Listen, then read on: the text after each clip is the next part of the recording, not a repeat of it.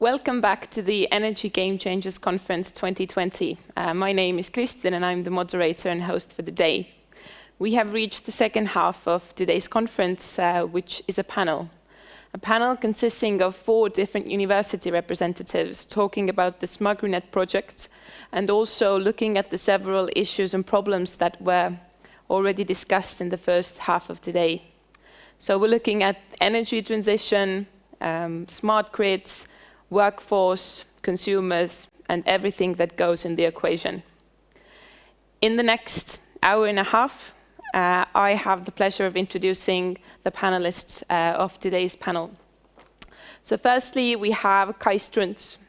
He is a professor of the Department of Sustainable Electric Networks and Sources of Energy, Technical University of Berlin.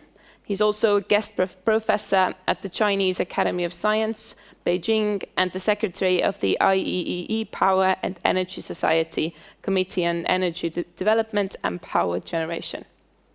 Hi.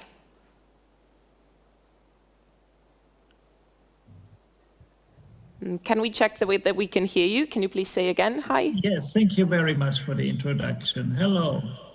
Very good. Now we can hear you very well.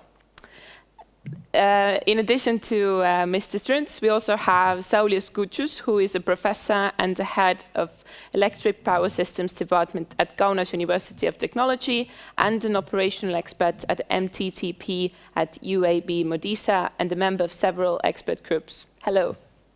Hello. Hello. Very good. We could hear you very well. Thank you. In addition to them, we also have Fabrice Lemoine, who is a professor at University of Lorraine, director of the Theoretical and Applied Energetics and Mechanics Laboratory, and leader of the Energies for the Future Challenge Excellence Program. Welcome. Oh, thank you very much for the introduction. Hello, everyone. Hello. And sitting next to me, or at least in a box next to me on your screen, is Karl Gull from Tallinn University of Technology, School of Engineering, Department of Electrical Power Engineering and Mechatronics, and he's also the coordinator of the SMAGRINET project. Thank you very much. Hello. So as I've already introduced in the beginning of today's conference and reminded you several times, we are using the WorkSup solution during this conference, meaning that if you're already following us via WorkSup, then you can use WorkSup for networking by creating a simple profile and then starting to have conversations with other participants of this conference. Furthermore, we're using WorkSup for Q&A sessions. So during this panel as well, we're going to take questions from the audience, and you can have or ask those questions via the Q&A option. So if you're looking at WorkSup and you have selected this panel from the agenda, you can find the Q&A session on the right side of the screen where you can ask questions, and you can also see other people's questions as well. If you currently are not following us via WorkSup, then I encourage you to check this up so that you can actively participate in this panel as well. If you are watching us from any of the Facebook Lives, then you can find the link for the WorkSup solution on the SMAGRINET's Facebook page. So to introduce this panel and to start off with, as we've already mentioned, this conference, Energy Game Changers 2020, is organized as part of the Horizon 2020 project, SMAGRINET, which is funded by the EU. And the universities whose representatives we have in this panel today have taken part in this project. This project is a response to several of the issues that we have already covered today. And the universities have developed, in cooperation with their specific expertise, a set of modules which can be adopted in all around Europe for teaching the next generation of engineers in order to be able to handle the energy shift and also its necessary needs. I would firstly like to ask from Kai Strunz their experience in the SMAGRINET project and also their input and how they believe that the modules that they have developed and used and tried are currently tackling those problems that I mentioned before. Yes, thank you very much for this question. We are very pleased as Berlin University of Technology to participate in the SMAGRINET project led by Taltech and initiated by Taltech in cooperation with Civita. Because first of all, there was a strong need for such a project. As you indicated, the rise for new skill sets is enormous, and we need to have answers to this rise of skill sets and the need for that. And we are pleased that we can contribute to it, and there is a set of 3 modules that are being developed by the SMAGRINET project, and we are responsible for one of them, which deals with the planning and operation in smart grids. More or less, we start with introducing to the students a description of where the network is today, where we're coming from historically and where we have been arriving today. And then we start with illuminating the challenges that we are expected to see tomorrow and already today.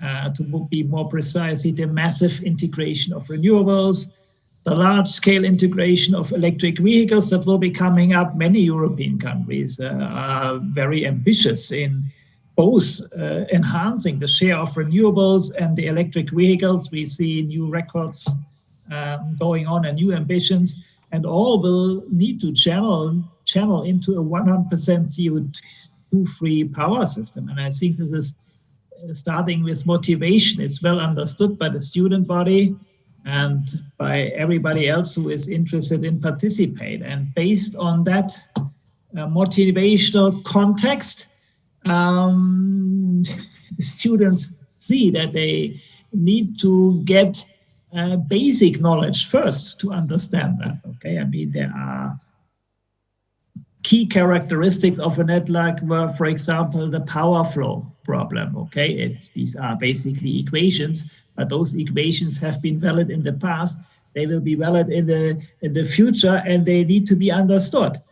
And then we'll also look at what is connected to the grid, the renewables, understanding the different types, the forecasting that needs to be involved, because as you know, we have a change of paradigm from originally that the generation would follow the load more towards that the load should follow the generation, because generation is renewable and depends on the weather. So we look at the loads much more than we had in previous courses. That's, I think, a strong contribution of SMAGRINET, and we look at different types of loads, demands, in different types of Europes, because in Estonia, you have different types of loads, for example, in terms of heating, than you may have in southern Spain.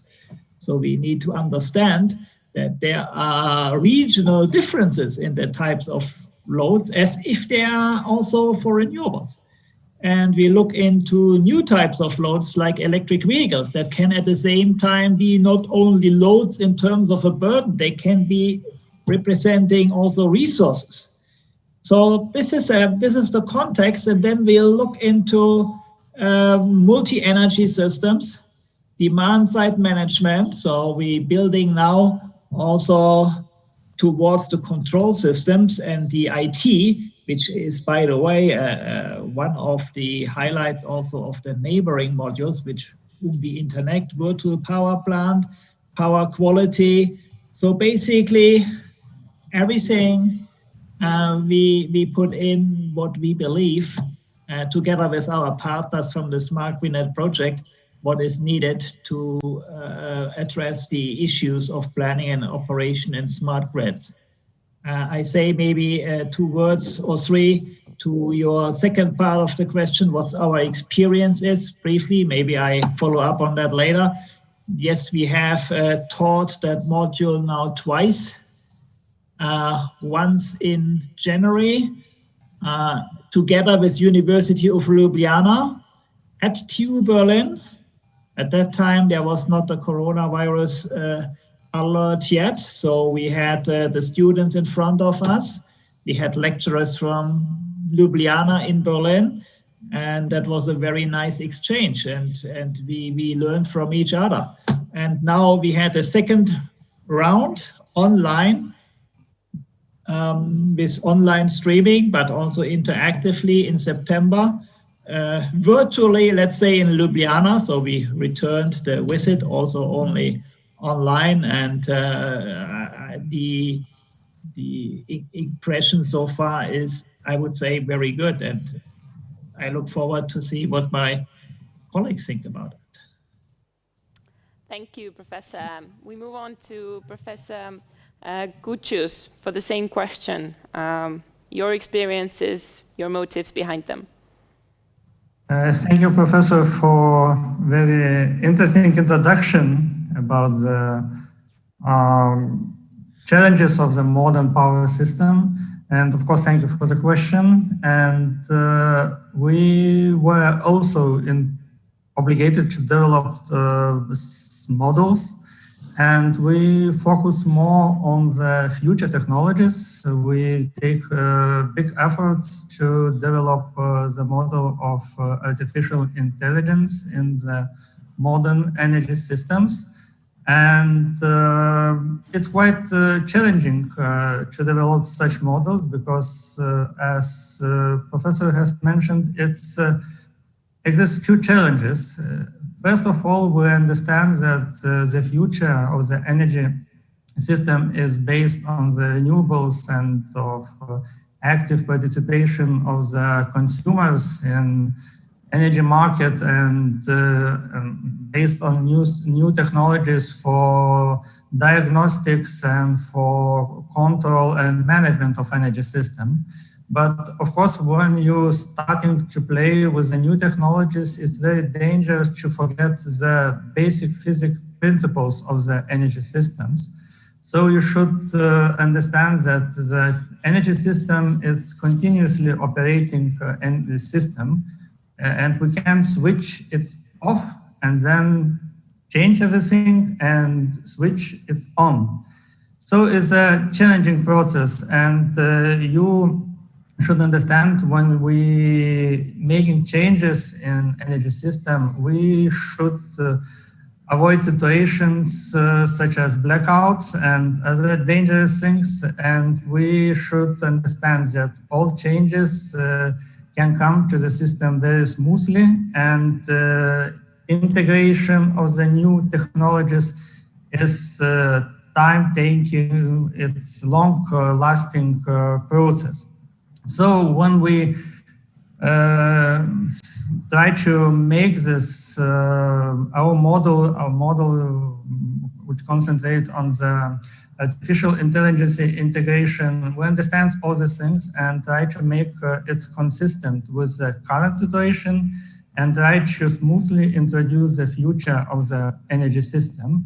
And of course, to prepare new generation of the energy system, specialist, it's very important, and it's important for the changes. And only when we prepare this new generation of the energy specialists, when we integrate all new things into the energy system and smoothly transform this energy system, we can say that we achieve our goal of energy transition. So it's long, it's not quick, there is no quick solution. So we can move smoothly to the new energy system, and we hope that our model, our developed model, will help to do this. Thank you. Thank you, Professor. We move on to Professor Lemoine, who, as I understand, is not directly involved in this project, but I hope can share a view of how and what kind of need can you see for a project like this, especially from your experience. Thank you very much. Yes, I'm coordinating the Excellence Program for University of Lorraine, and this program is divided into challenges, and one of the 6 challenges energy for the future. And that's why we are, of course, very supportive to SMAGRINET project, of course. because it is fully included in our strategy for going towards carbon neutral energy, of course, and electricity is part of the problem. But I would like to first stress on that requirements for the future generation of engineers is that they can implement a kind of holistic approach. And I think that for the energy networks, and especially for the electricity networks, due to the increase of the share of renewable energy that cannot be piloted, this is variable energies, you need flexibility. And flexibility is a systemic problem. And these systemic constraints can be achieved by certainly smart grids. But smart grids is only a part of the answers. You have smart grids, it means management of the grid, of course, management of the grid. You have several technologies that you can implement, several strategies for regulating, for managing the grid using artificial intelligence, as mentioned. But also you have energy storage. You have energy storage. It's a part of the flexibility solution. You have some very usual energy storage means like using batteries, flow batteries, flywheel, and so on. But you have also conversion of electricity to another carrier, like, for example, hydrogen. And you have billions of euros, but at this moment on the hydrogen sector. You have power to X technology, so converting, for example, electricity to fuels, like using e-fuels technology or methanation and some other technologies that allow to convert electricity into fuels or into chemicals. For example, you can perhaps think to produce decarbonized ammonia using electricity. So ammonia is the second largest chemical stuff produced in the world, and ammonia is very widespread all over the world. And the third pillar of this flexibility is the end user and the management of the demand. So the involvement of the consumer end user in managing the demands, just by doing some forecast about the end user habits, for example, to do some forecasts with the weather and with some sensors that are able to predict the solar, the wind routines, and probably to manage the demand by removing some consumer from the grid if they are voluntary, with new affair models, new business model of electricity, by developing distributed storage by the consumers. Why not hydrogen at the local level, at the level of an eco-district, for example? So I think we have to provide to the future generation engineers this kind of holistic thinking of the energy system, and probably the real need is the need of flexibility, and that's probably very interesting. And you have also to think with different energy vectors.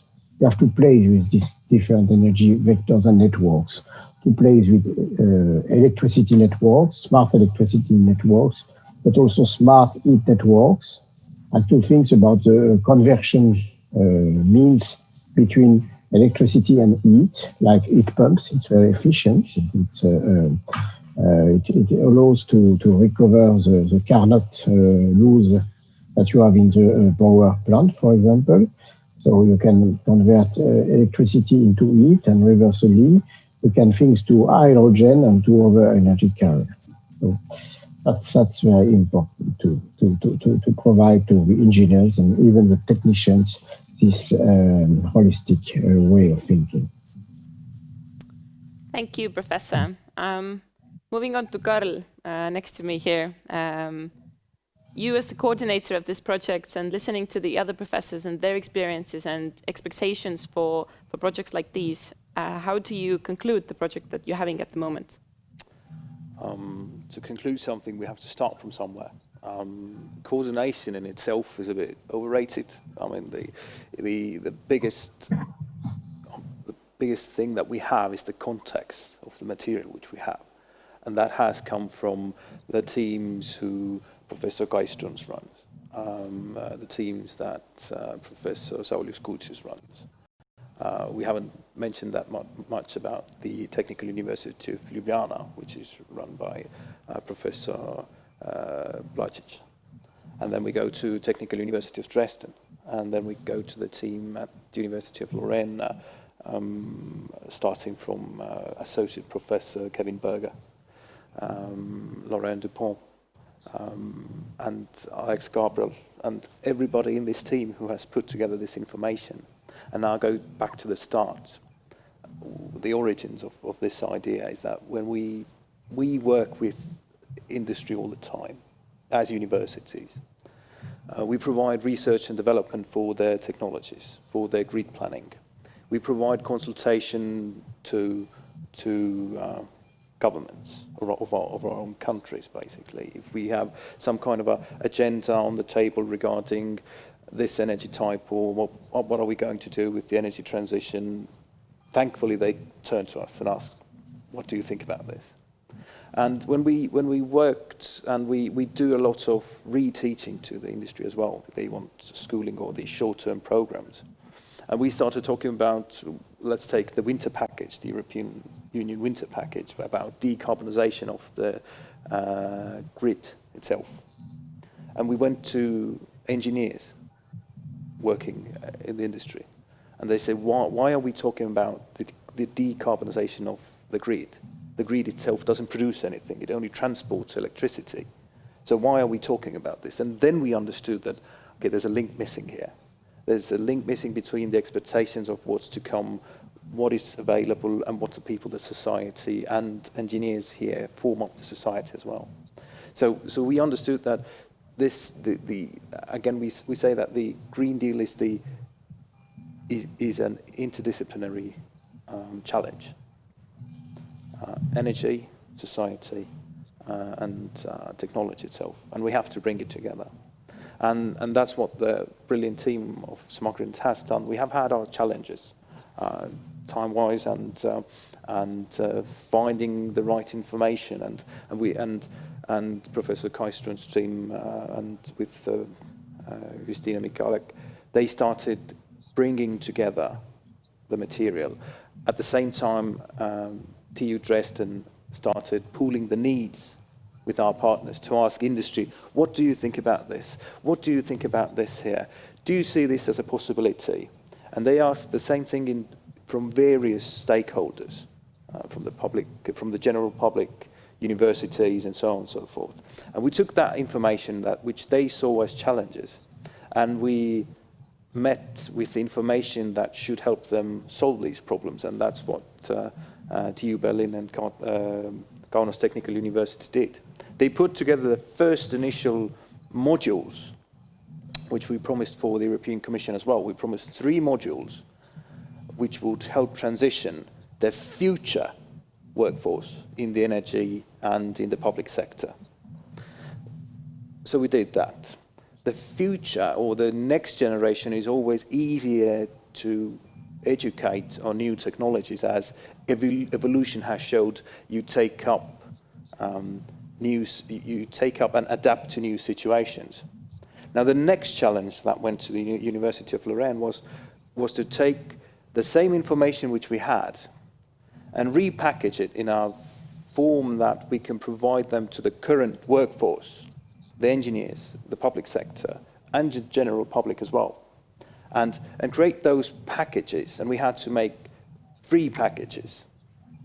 But of course, University of Lorraine said, no, this isn't enough, because as we told, then the new generation is really easy to educate. You can provide, at least when you provide them the information, then it's okay. But if you take the current workforce, they already know a lot about in a specific field.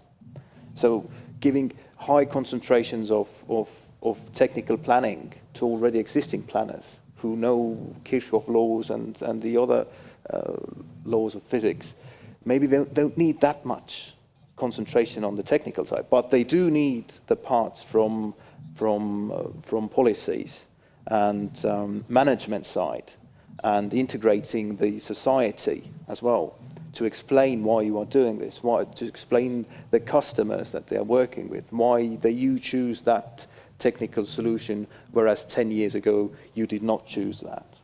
So we instead of 3, we created 5 different short-term programs with 3 tiers of material depth. We have the general public, and we have the academic ring, and then we have engineers currently working in the industry. And they are already available on our website, SMAGRINET.eu, short-term programs. And if you're a university and you don't have AI modules, contact us. It's a brilliant module. Take it up. If you don't have societal challenges and economics in energy, if you don't have that module in your faculty, contact us. Take it up. If you don't have technical planning, if you're more on the social side yourself, take it up. I mean, people will learn anything, and they have to, because it's as I said, it's not only an energy sector problem. It's a lateral problem as a whole. So where we are today, I mean, we have a brilliant package put together by the men and women next to me and next to me for the next couple of months as well. And just contact us and take it up, and we'll provide you all of the detail and training. As, of course, the mission or the purpose of SMAGRINET project is to have universities using the materials that have been developed through that. Already on the November 24th and 25th, there will be workshops to train trainers of interested institutions. So these are open for everyone for the same purposes that Carl just presented you with. So just a reminder for the audience, we're using the workshop solution. So if you have any questions to any of the panelists of this panel, then please, I encourage you to use that. So if you're using workshop, on the right side of your screen, if you select the agenda and select today's panel, you will find the Q&A box. So if you leave questions there, hopefully we can deliver them to the panelists as well. So during today's course, we have promised that we will share best practices of industry and academia collaboration, and how to tackle the issues of workforce, whether it's creating new engineers who are equipped with dealing with smart grids and the issues that energy shift today is creating, and also the question of retraining existing engineers and specialists so that they would be adaptable into these situations. So as this promise has been made, I would like to go around the panel and in addition to the SMAGRINET project that we've already discussed, I would invite you to share, let's say, 1 or 2 very good examples, best practices to say, of industry-academia cooperation. Because even though Carl said that cooperation between institutions and education institutions and industry happens all the time, yet this is also a problem point, especially in academia, but also in public media as well. So starting from Professor Gucius, if you can elaborate on this collaboration topic, please. Okay, thank you for the question. We have not 1, but maybe 2 or 3 good examples of cooperation between the industry and academia. And of course, the information and all knowledges that we put in our model partly come from this cooperation. And we have a lot of interesting projects. One of them are the project which we now carrying out with Lithuanian energy producing company Ignitis, and we try to match different renewable technology in one piece. I talk about our pumpage storage power plant, and we investigating, and now we making some practical experiments how to match solar power plants capability and the specific features of the solar power plants, and the pumped storage ability to balance and to work together with such renewable generation. Also, we have some very interesting project with industry where we also apply the artificial intelligence, where we try to integrate the energy storage, heat energy storage with the solar power plant. So we have a lot of examples, and we taking experience from these examples and try to put into our model and deliver not to information. This information we try to deliver not just for our students, for our master degree students, but also for the industry. And in this cooperation, as Carl mentioned, we get the ability not just to create a new generation of energy specialists, but also to improve the knowledge and show for the current engineers that the new technologies like artificial intelligence can bring to them something useful. And it's not necessary to afraid something not understandable. And it's allowed to show for them that the integration of the new technologies bring a lot of new benefits and make the operation of the system more sustainable and more smartness, as I would like to say. So it's our experience. Thank you, Professor. The same question to Professor Strunz. Yes, thank you. Let me maybe start with a story as an example. I'm referring here to our cooperative project that we call the OverNet project. So back over 10 years ago, there was a working group founded by the German Society of Electrical Engineering, VDE, it's in German notation.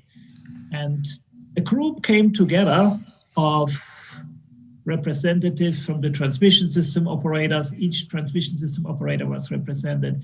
Then the manufacturers, the famous manufacturers in equipment, and two universities also. We were a group of 10, 12 people and meeting. And the question was, how can we develop the German grid in the future? Which technology should be used?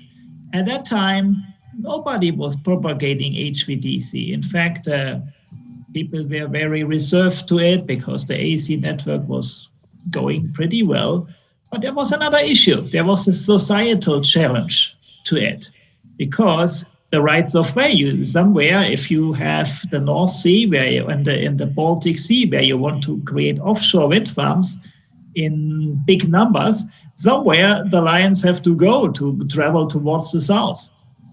And there was the issue of not only engineering, but also where could the general public agree to having such massive new infrastructure developments.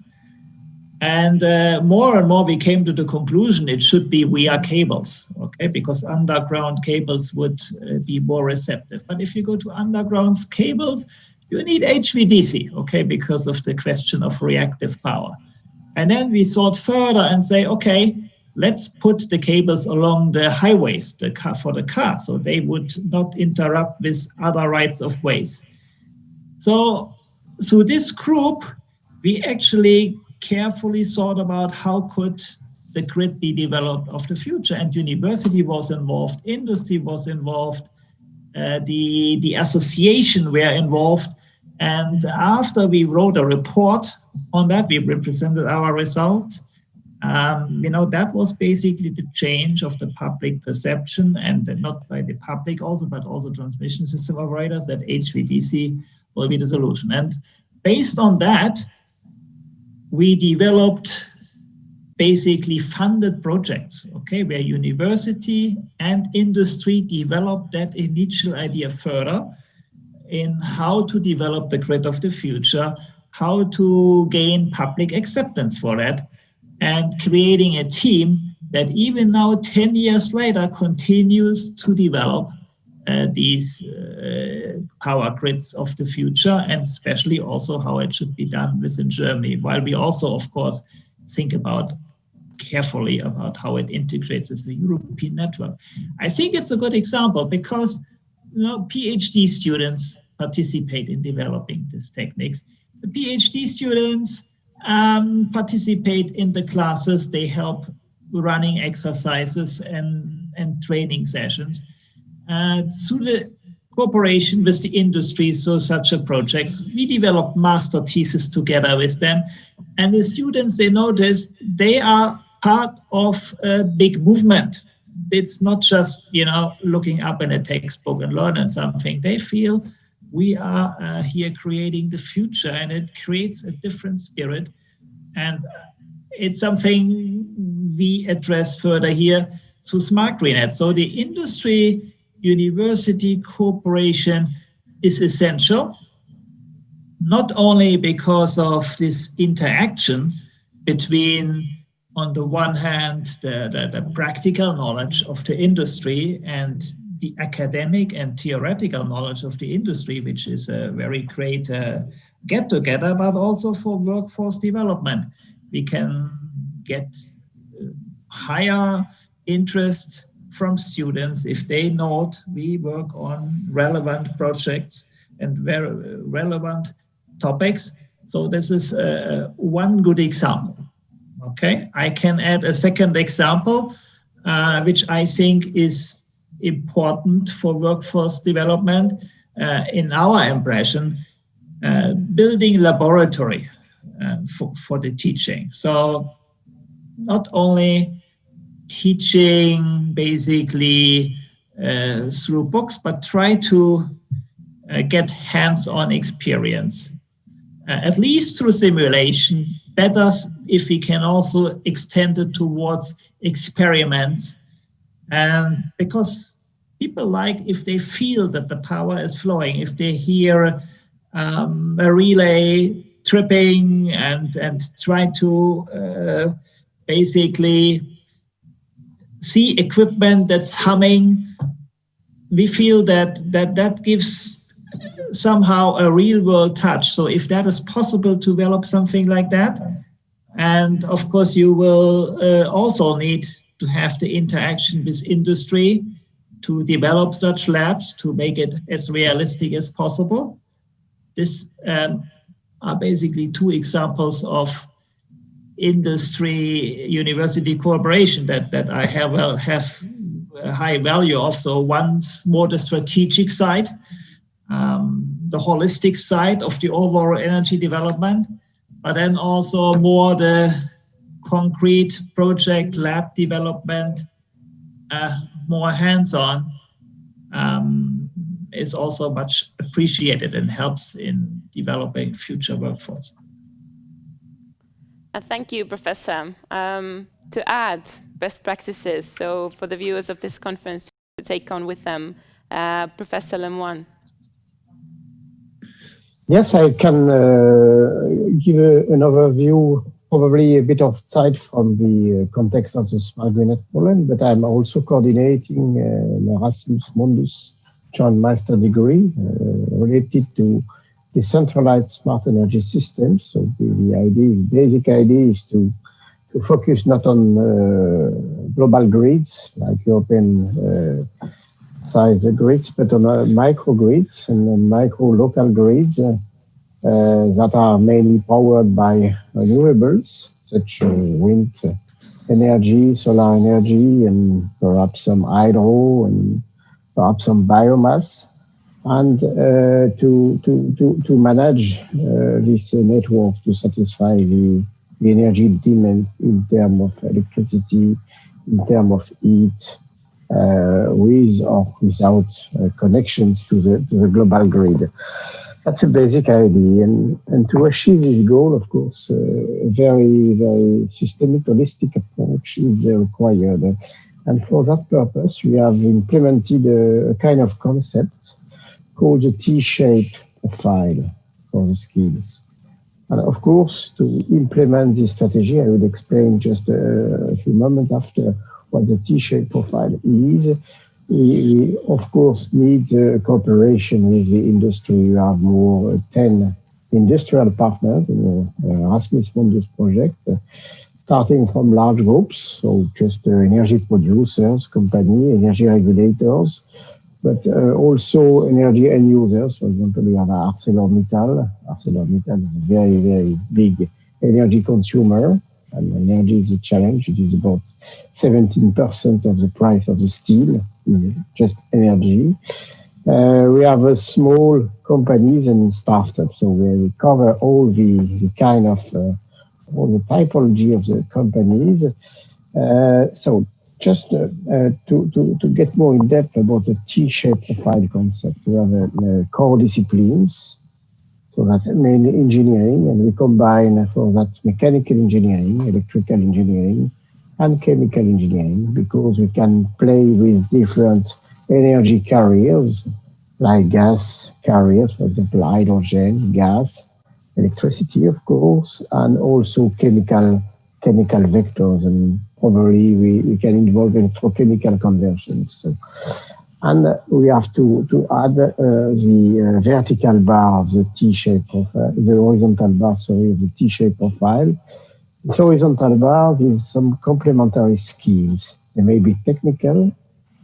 They are probably more shallow than the core competencies, but they can be technical, and they can be related to societal challenges. For example, psychosociology, economics, philosophy, and so on, just to provide our future graduates a kind of ability to engage a dialogue with several actors, maybe industrial, maybe citizen, maybe they may be also members of local governance body, to engage some local energy projects.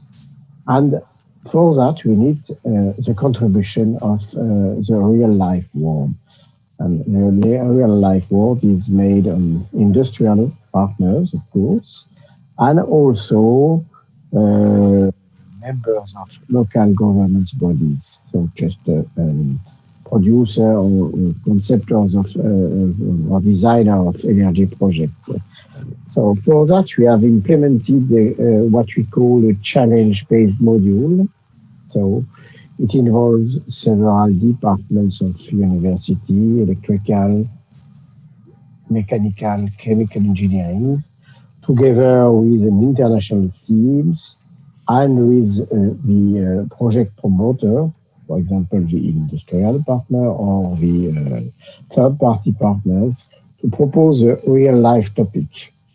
For example, it can be the design of a new steam engine to convert solar heat into electricity for a microgrid that will be implemented, that will be developed in the African context. So where the renewable and solar energy is abundant, but where there is no overall grid. Sorry.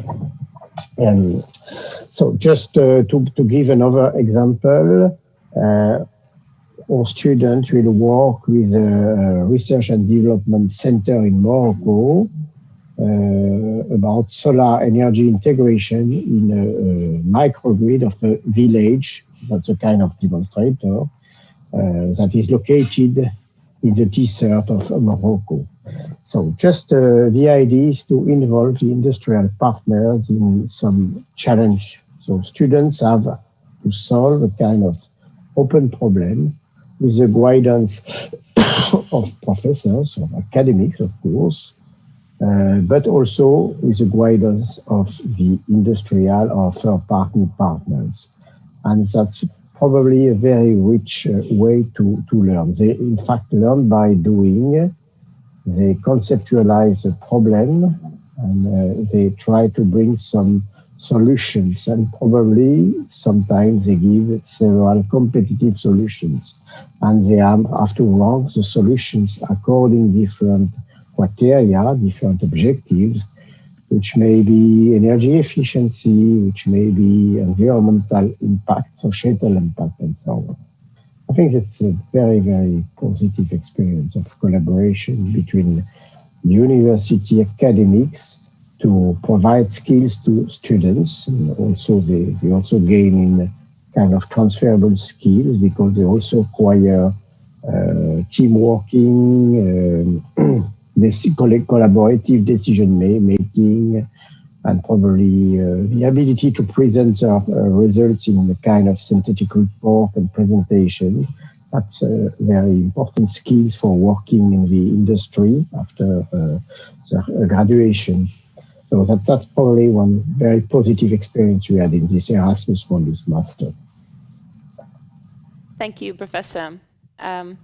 Several of the morning sessions presenters and presentations emphasized the role of the people, of consumers, of clients, their role in the energy transition. So it's not just the academia and the industry and the state actors who need to work on better solutions and better legislation, but it's what the average person does. So how do you consider what is the role of the academia in influencing that average person, that client or consumer, and how that role or obligation can be fulfilled? So I'm looking at Carl first. How do you see that? How do we reach the general public? The same way we reach industry as well. The academia has an obligation to come out with ideas. Researchers and scientists spend a lot of time researching. Well, that's the art of science, you know things. It's your obligation to spread the word. How to make the collaboration between the industry and academia better. If you have an idea, if you see that something is inefficient in the industry, in your local industry, go out to reach them. And from the industry side, I would say, listen to them. You don't have to do it, but at least listen to them carefully. And that's the same thing with the general public as well. We have to express ourselves in an understandable matter. I anecdotally exercise this on my parents and grandparents. If they understand it, it means that I can explain it to any of them. If they don't understand it, well, probably I will have a hard time explaining it to the industry, to the general public, and etc. So the main thing is to get our ideas, package them in a way that it's understandable for the target audience. And we can ourselves see that funding is then readily available. You start doing things which are amazing, and that's how the wagon starts moving. With SMAGRINET as well, we took the academia module knowledge and repackaged them in individual ways so that people who have specific interests can look at the modules and see that, okay, this is specific, I need this.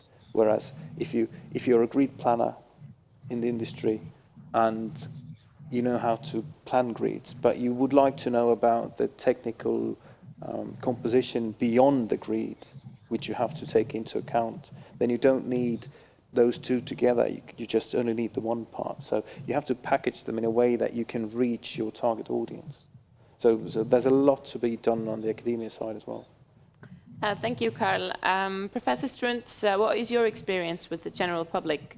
How do you package the information, as Carl pointed out, so that shifting human behavior wouldn't be such a rocket science, and everyday person's contribution would also be meaningful in order to have a successful and sustainable energy transition? Yes, two examples again.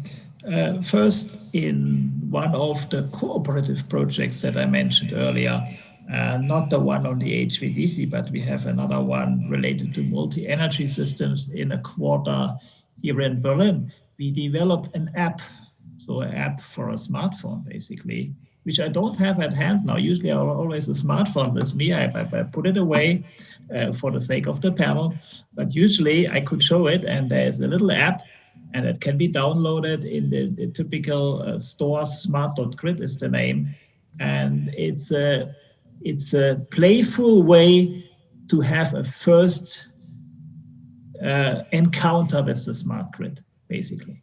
You have a little introduction, what smart grid means, and then we have a learning station on the photovoltaics, and there are some questions and answers, and then at the end of each learning station, there is a little game. In terms of the photovoltaic station, you have to position your smart grid towards the sun and basically emulate a little solar panel, and then you learn basically, well, how about tracking the sun? Then we have wind energy, and then we have a station that comes to the grid, and later we make a little energy manager. And then that energy management, the people learn how to use storage to adapt and use flexibility towards the demand. So it's basically a playful way to get a first encounter without too many equations, actually no equation, but to the topic of smart grid. And that can be downloaded. We brought it to high school students, so it's not necessarily aimed at master students or PhD students, but high school students are part of the general public, and anybody else who is interested, so general public. And number two, I mentioned the lab, which is important, and we implemented in our lab a big screen on the wall, and you can see in the German power system, you can see in the European power system, and you can zoom in more and more until you reach Berlin, until you reach our building where we are at the university, and we see on the screen the power flowing into our building and flowing out, and real equipment can be controlled in our lab to be part of that big system. So what does it relate to the general public? Well, we wanted to do it this year, but we need, because of the coronavirus, delay it to next year to open our lab, like that's for 4 afternoons per year, okay? And it 4 afternoons per year. General public could register, and we do an open lab day, or open lab afternoon, or open lab evening. And then we explain on the spot how the power system of the future would work. So people see on the screen, look here, that's the prediction of the solar energy, wind energy of tomorrow. And then here you have the demand resources. So please tell us how to select the controllers, how we should adapt the load or the demand towards the generation to balance generation and load. So again, it's an interactive way, and I think it's an interactive way to get people involved, whether it's an app or whether more a direct interaction with the people that has worked for us very well and raised the interest. So I think these are good examples. And again, projects like SMAGRINET are providing us always very valuable input to develop such ideas further. If I may add, sure. Professor Strunz, well, the examples that Professor Strunz gave were the direct examples of how it's not about how you package them, it's in what form you package the information. You have apps in Germany in order to engage people. SMAGRINET in those short-term programs has developed with the help of the LOBA agency from Portugal, thanks to the lead of Catarina Pereira. They have formed 72 beautiful videos.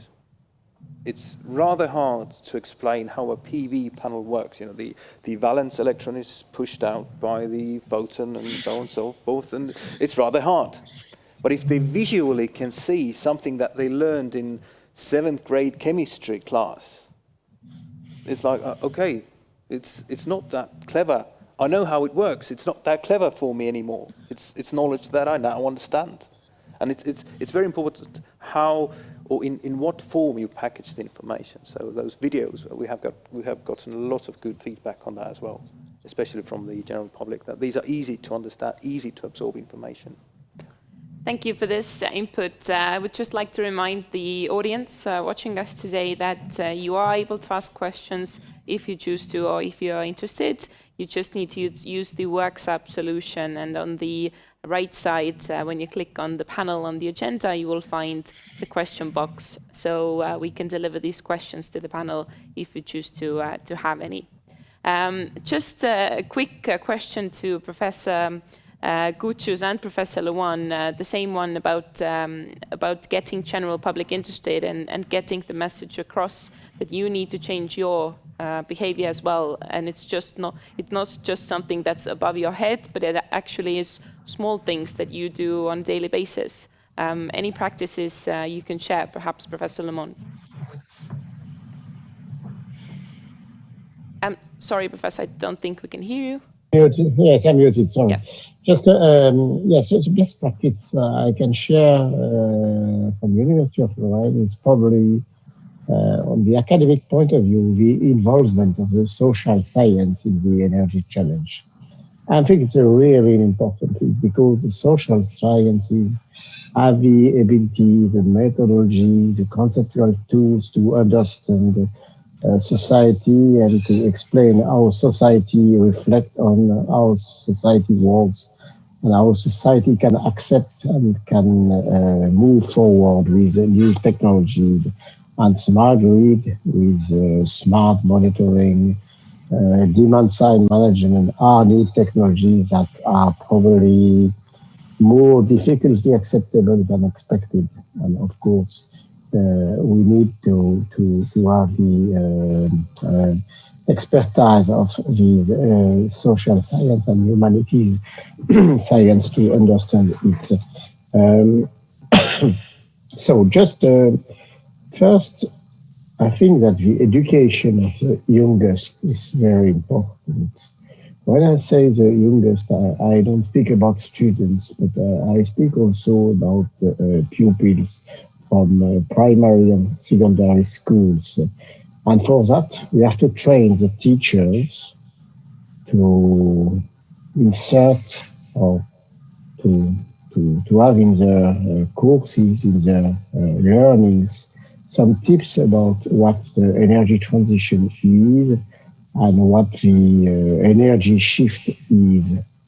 This is, I think, very important, because the youngest will be the future citizens, the future policymakers, and the future probably deciders. So that's so important to have this. And for that, we have to work with also specialists of education science, and that we have done in University of Lorraine. We have done many experiences to try to teach to teachers of high schools the different part of the energy shift regarding electricity, regarding energy storage, regarding hydrogen, regarding management of heat, regarding energy efficiency, energy economics, and so on. I think perhaps I can share a single experience with the involvement of the social science.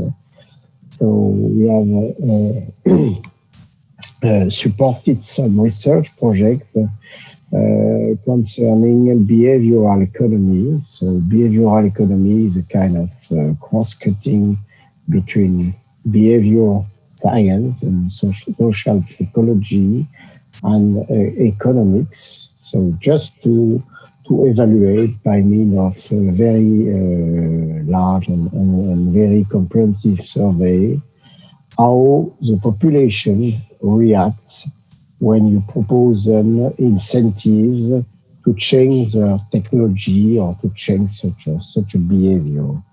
And it was very interesting, because the survey and the careful analysis of the survey, because it was not a standard survey, it was prepared by a psychologist, was that there was a kind of trade-off between a personal view of the topic and the economic incentive. And the economic incentive was generally not the main driver,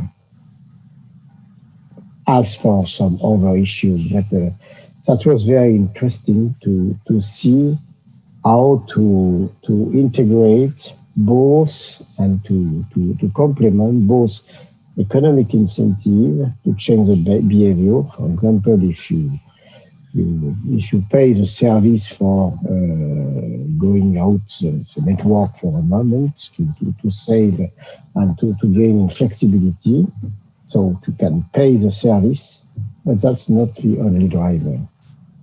There is some other driver. Some people want to save the world, they want to have a climate action and so on. So that's I think very, very important thing. We do that also for hydrogen acceptance. What will be, for example, we use prospective ergonomics.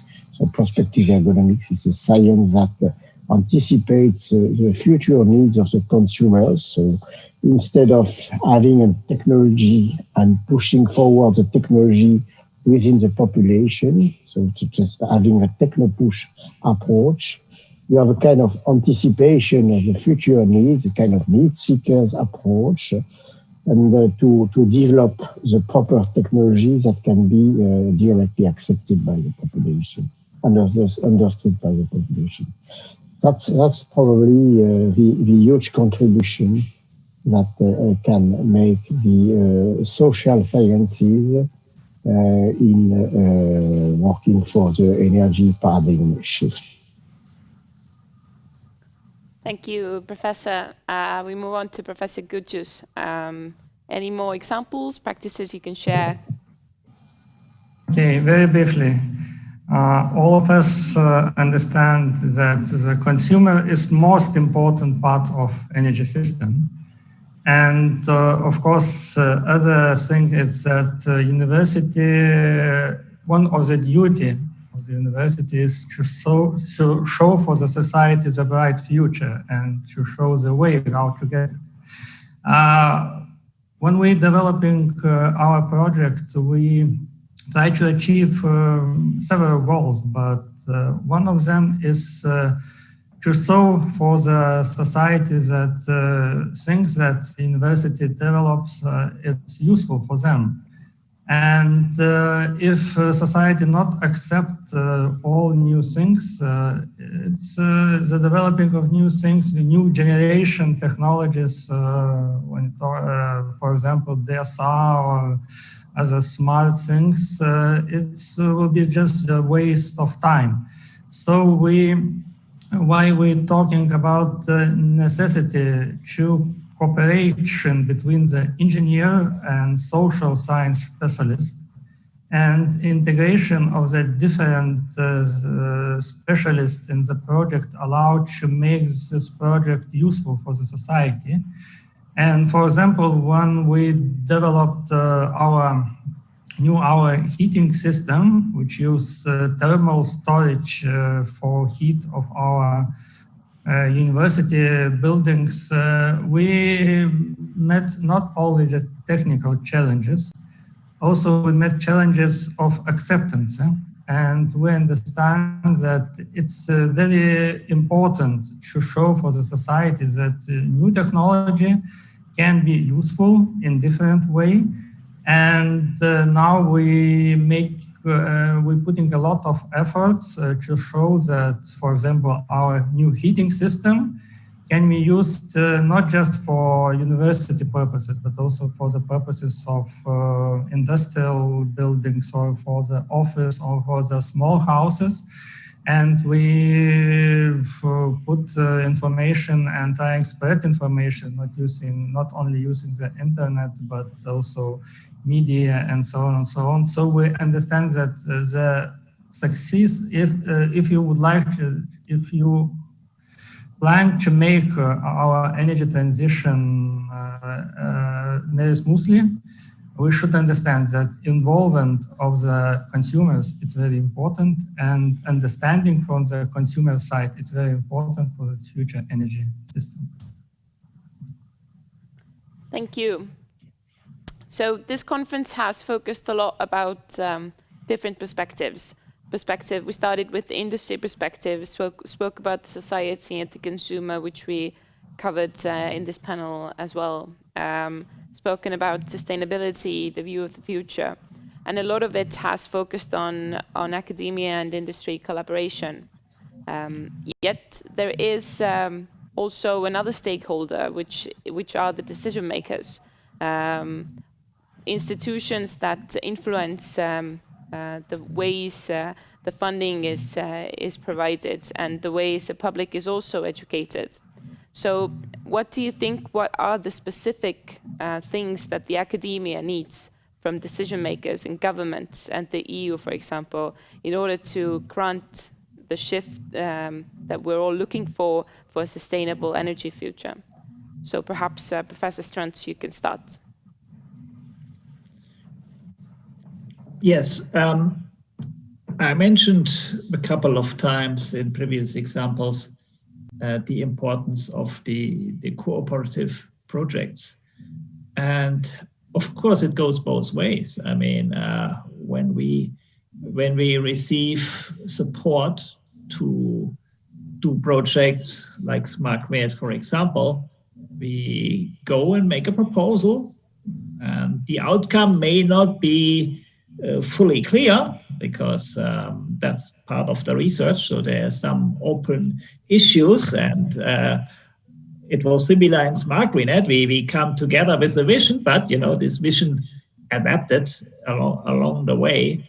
But once it is over the project, we disseminate the results. So dissemination is a very important stage of every project.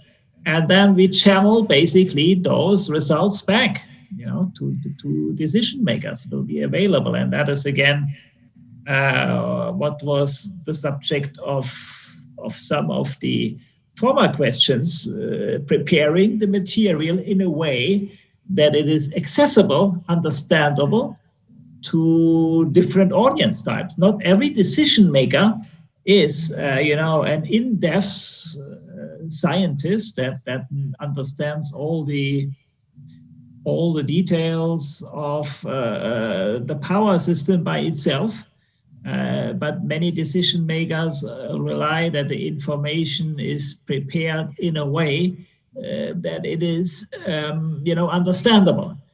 Usually, in our projects, we finish with a workshop.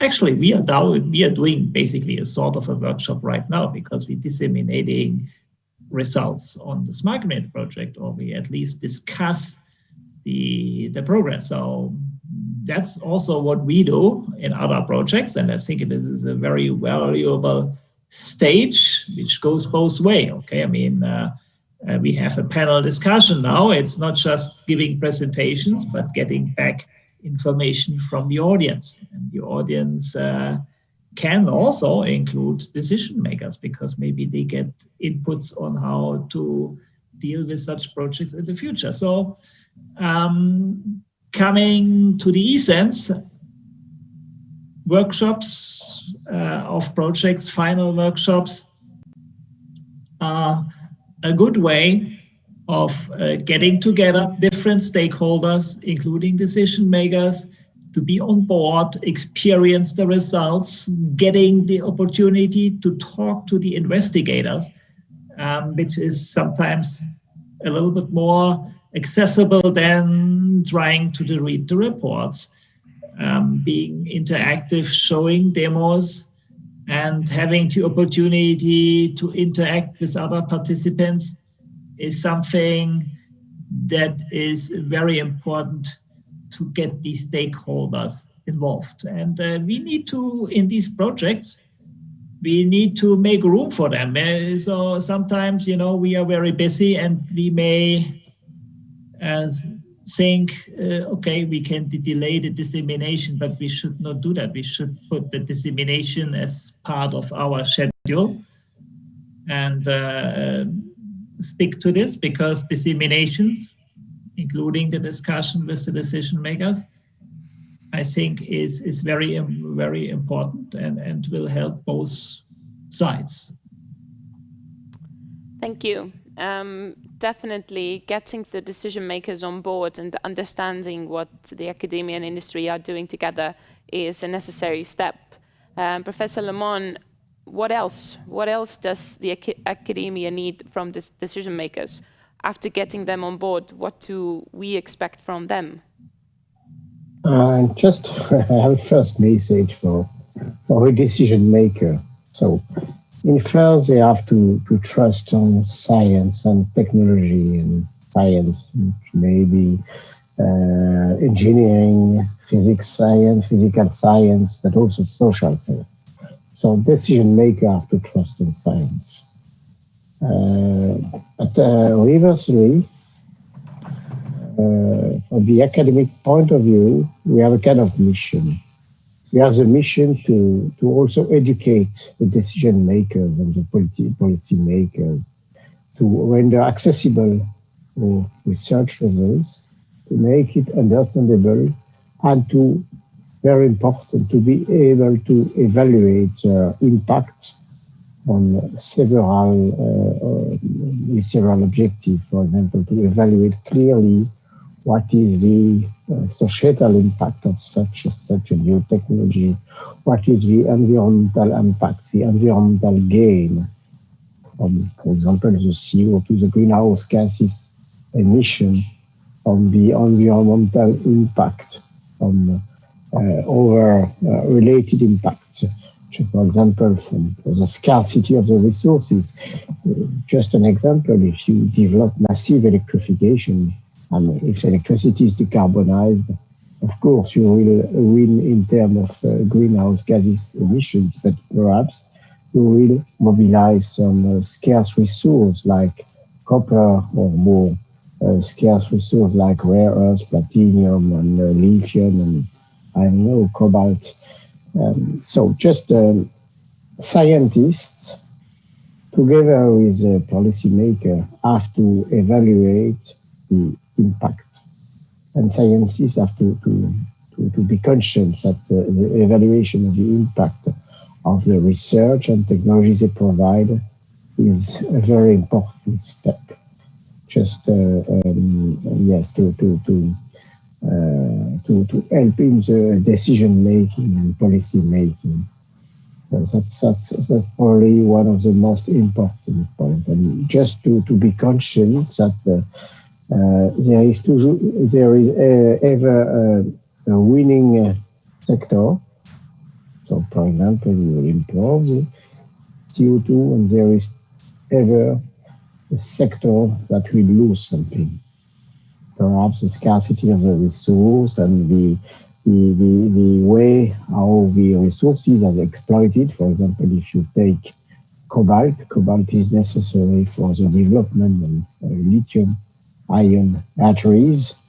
So you will extract the cobalt from African countries, and it is triggering some very, very hard conflicts between the population. So just to have ever to evaluate sorry, the global impact of the technology, and policymakers as well as the academy have to keep that in mind, of course. Thank you, Professor. Professor Gucius, on the same issue of policymakers and decision makers and their role in getting to the energy shift, what is your experience? What else do we need from them, or what else can we offer to them? According to our experience, according to my understanding, universities should offer for the decision makers its experience. And of course, the participation of the universities in the decision making, it's very important, because universities usually have experience.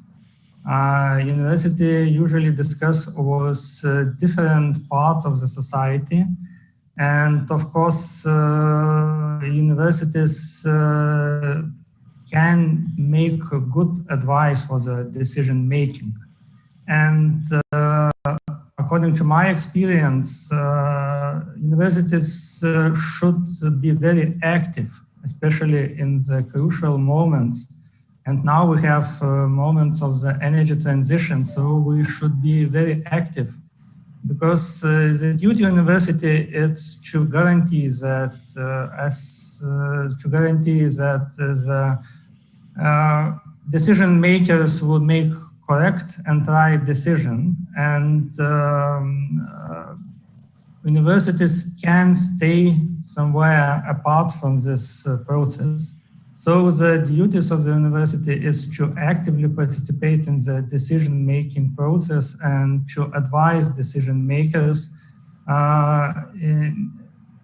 and allow them to make a right decision. And it is the one of the most important duty of the universities. Thank you. Karl, you mentioned Green Deal in your opening remarks. There are nations who already are skeptical, some who might not even share the pillar bones of Green Deal. What is the role of the academia in a situation like this, where we need to not only educate the public or the decision makers, but fight with understandings that sort of might not seem right or might seem distracting to the general cause?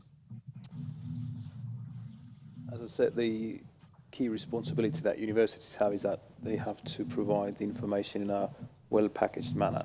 I don't know how they have packaged this information to skeptics. It's something that we should ask from them. But the collaboration between academia, industry, and the decisive public sector is somewhat, in a simplified form, it's like planning a marathon. The decision makers want to set up an event that we get from A to B. Now the academia has to map the marathon route for the decision makers, and it can only do that if they actually know the industry that they work with well enough, that they know that, okay, this industry will have some hurdles and tackles in this part of the marathon. But this we will go through with flying colours. And now, if the marathon has been planned out, advice has been, of course, given and input has been taken from several stakeholders. But if the academia has done their work well, and they have planned it out well, and advised the decision makers well, and now the decision makers say, start. And now it's like validation of the information that was taken into account, how well the academia or the advisors performed. If the time of the marathon is somewhat in the same ballpark as expected, job well done. If it's not, well, we have to think again. But it's a fine line of this balance of knowing the industry and knowing the stakeholders and providing crucial and vital information about how to get from A to B for the decision makers. So we have spoken about decision makers and their role, and decision makers, even though they might want to be supportive, are of course dependent on the public opinion. We've already spoken about the consumer and how to make them change their everyday behavior. However, there are a lot of nations who are very dependent on fossil fuels today, and people are dependent on them on a workforce level as well. And industries thus find it sometimes difficult to be motivated to go and work with academia for this energy shift. So coming back to where we started this panel, what are the steps that academia can take to motivate more industry members to be part of this energy change and be part of retraining their workforce as soon as possible, with effect to the general public as well and people's support on that? Professor Gutsius, perhaps. Thank you. The most maybe relevant way is to show the experience, to show that it is possible to make some profit, not just money, but maybe some other kind of profits, and to show for the industry that the use of the new technology is some advantages for them. And of course, as I have told, it is very important to educate people in the industry, educate people in the consumer side, educate decision makers, and it's most important to educate them in the proper way, to tell difficult things in very easy understandable way, and to spread very advanced information between them, but spread them in acceptable way. Because when people don't understand, they're afraid that the future will be unclear, and these new technologies make a big problem for them. And the duty of the university, the duty of the academia is to show that the usage of the new technologies is profitable for them. And when they start to use this technology, life will be brighter. So I think that this project, SMAGRINET project, it's one of the way how to do this, and it's put it's make very good example how to deliver very difficult maybe information about very sophisticated things to the community, to the society, to the students in very easy and acceptable way, and to make this process of the transition more smooth. And I hope this process will be succeed. Thank you, Professor. Professor Lemoine, industry as one of the pillar points for making changes, what are the arguments you can add that attract industry to work with academia more? Switch on my mic. Okay, so just I think that probably large demonstration experiments and demonstrators are very good objects to engage industry, because demonstrators have the faculty to engage, of course, scientists, but also industry, because they generally provide the technology and the scale-up technology. Citizens and consumers, of course, because they are the end users of the technologies, and they can also provide a kind of feedback about the service and the shift they provide. Probably educators also to benefit from the demonstration, and the demonstrator to improve some education. And generally, this demonstrator has a unique opportunity to have a kind of overall feedback about the technology and the new technology acceptance, the new technology way of running, and probably the acceptance by the citizens, by the consumer, scientific and technological feedback, because the researcher can be around the demonstration experiments. And this feedback is probably the only way to move forward with the new technology and with shifting the industry to engage to greener and probably more climate-friendly technologies. Thank you. Professor Struntz, we have spoken a lot during the day from different perspectives: the industry, the consumer, the society, the academia, the decision makers, etc. Of all of those questions, and perhaps many more that we haven't had the time to discuss, what do you project are the biggest or the key challenges in the near future regarding the energy shift that the rest of us should definitely consider?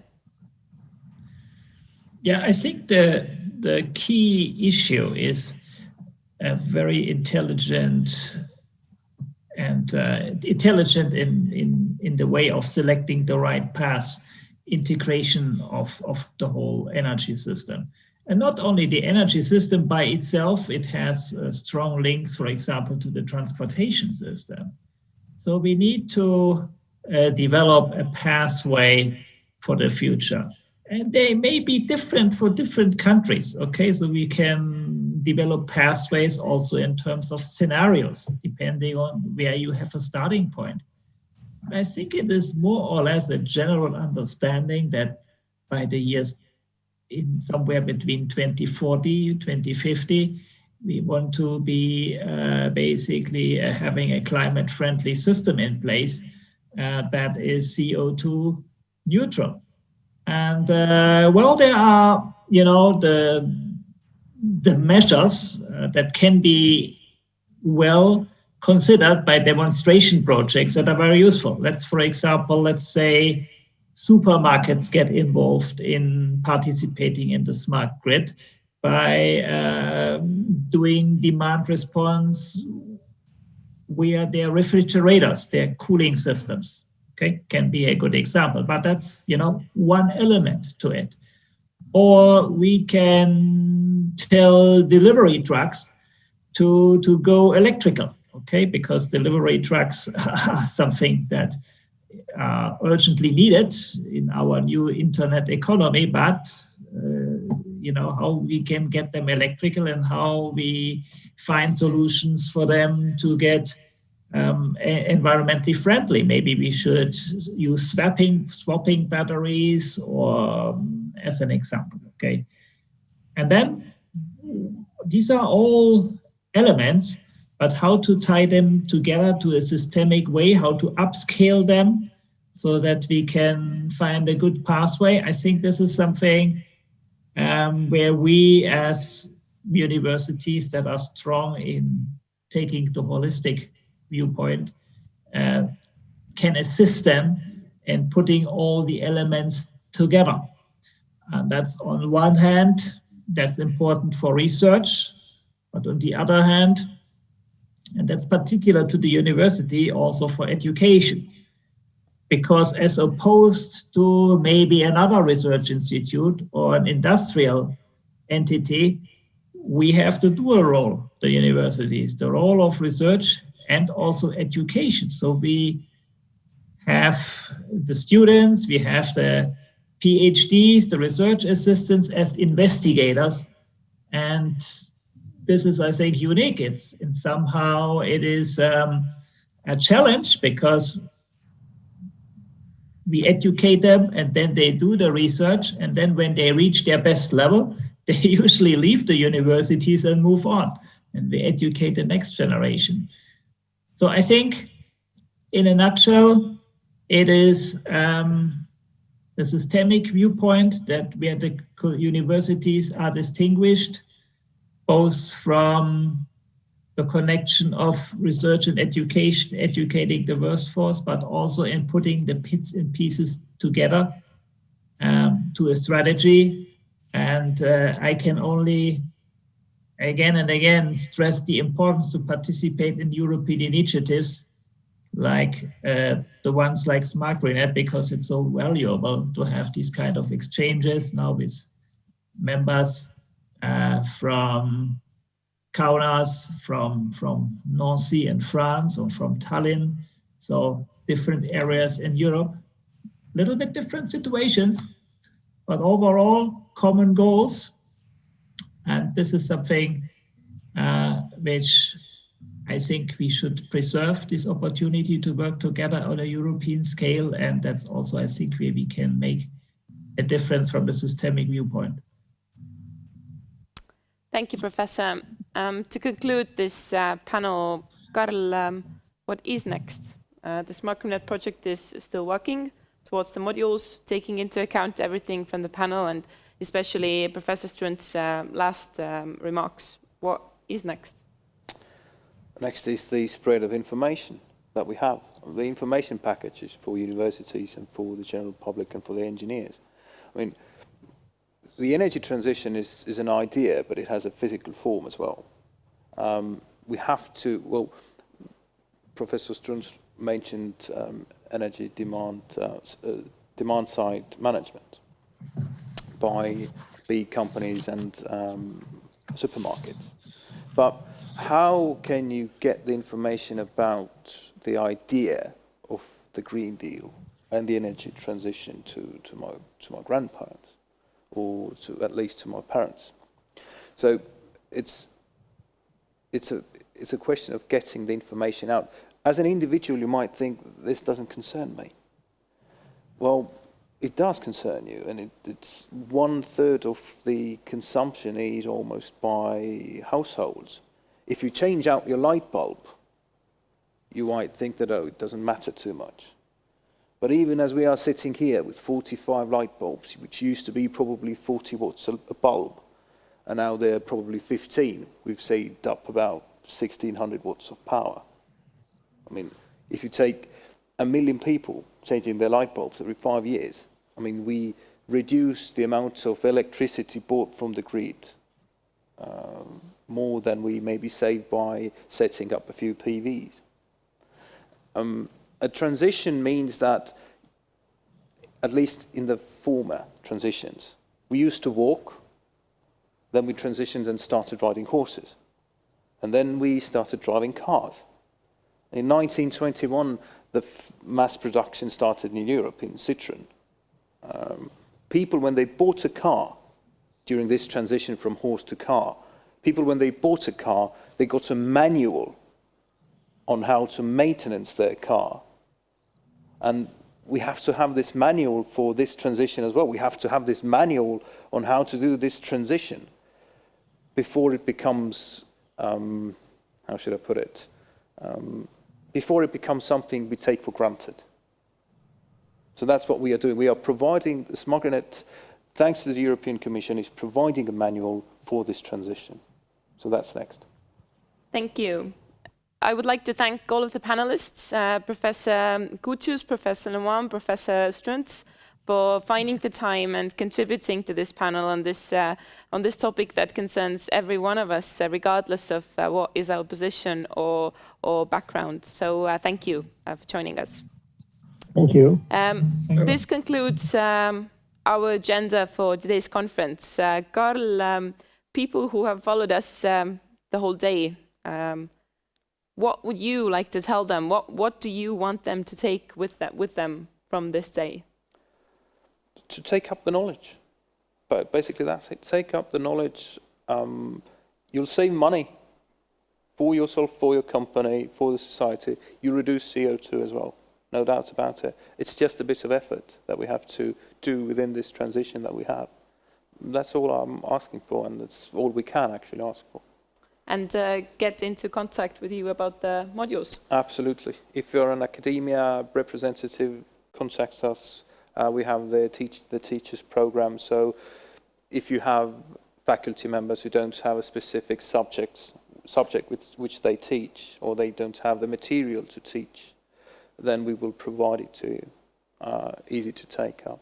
And for industry members, taking contact will help you with these short-term programs, and of course the policymakers as well. We'll show you the technical capabilities for the next 5 years. Thank you, Karl. We have covered several viewpoints today during this Energy Game Changers 2020 conference. Unfortunately, we are online today and not in person, but hopefully soon these discussions will again happen in a room where everyone can contribute more easily. At least I hope you were comfortable at your own surroundings, whether it was your home or office, and you had ideas that you heard from the presenters or from the panel, things that you can take with you, think about in the future. Thank you. Go check out smaglinet.eu for further information. and have a great day.